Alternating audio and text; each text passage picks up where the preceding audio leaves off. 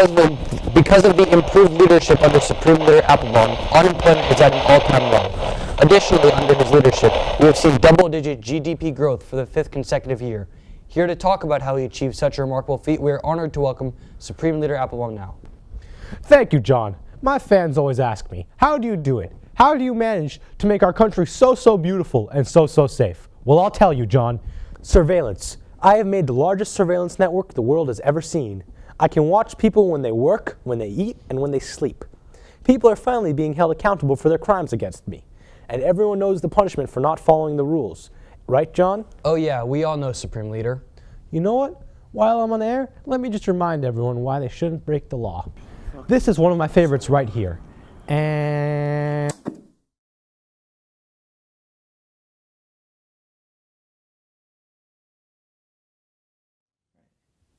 You don't know me personally. My existence has never crossed your mind, but I would bet you've seen my work.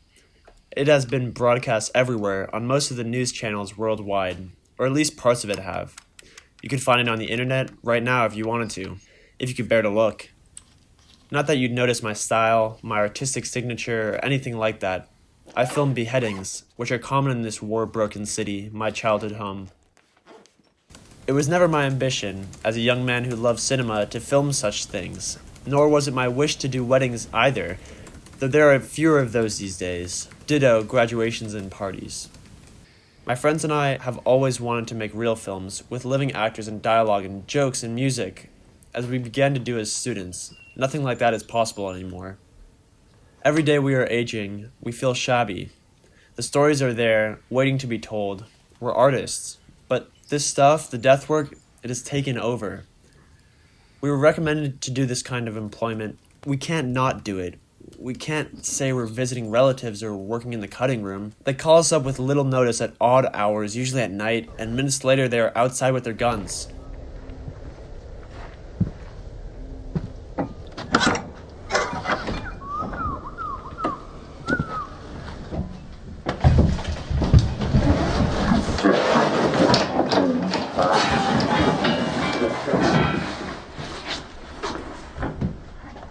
I know 3 other guys who do this work, and we discuss our work amongst ourselves. Until recently, my closest friend filmed beheadings.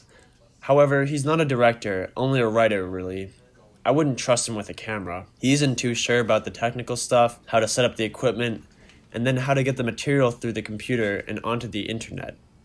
He was also the one who had the idea of getting calling cards inscribed with weddings and beheadings.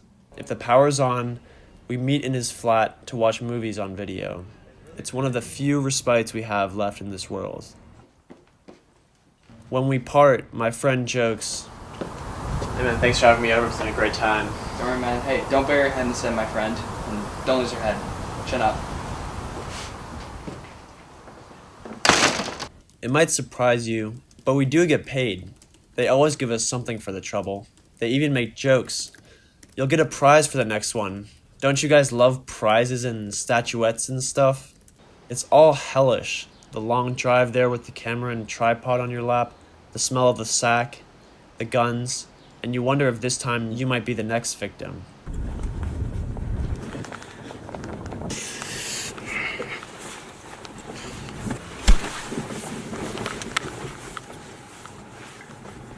Usually you're sick, and then you're in the woods at the site, setting up, and you hear things in the distance that make you wonder if life on Earth is a good idea.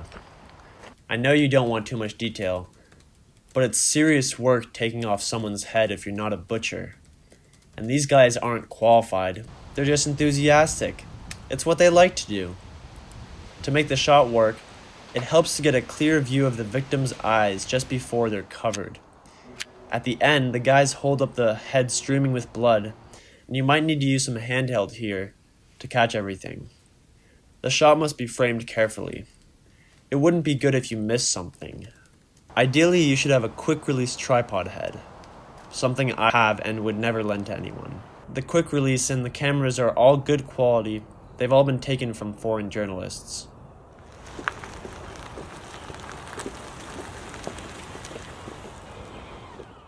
Often, I wonder what this is doing to me. I think of war photographers who use the lens to distance themselves from the reality of suffering and death. But those guys have elected to do that work. They believe in it. We are innocent. One day I'd like to make a proper film, maybe beginning with a beheading, telling the story that leads up to it. It's the living I'm interested in, but the way things are going, I'll be doing this for a while. Sometimes I wonder if I'm going to go mad, or whether even that escape is denied me. I'd better go now. Someone is at the door.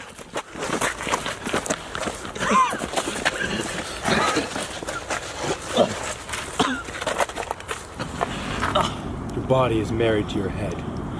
Meet your divorce attorney. Fuck yeah. So, no head.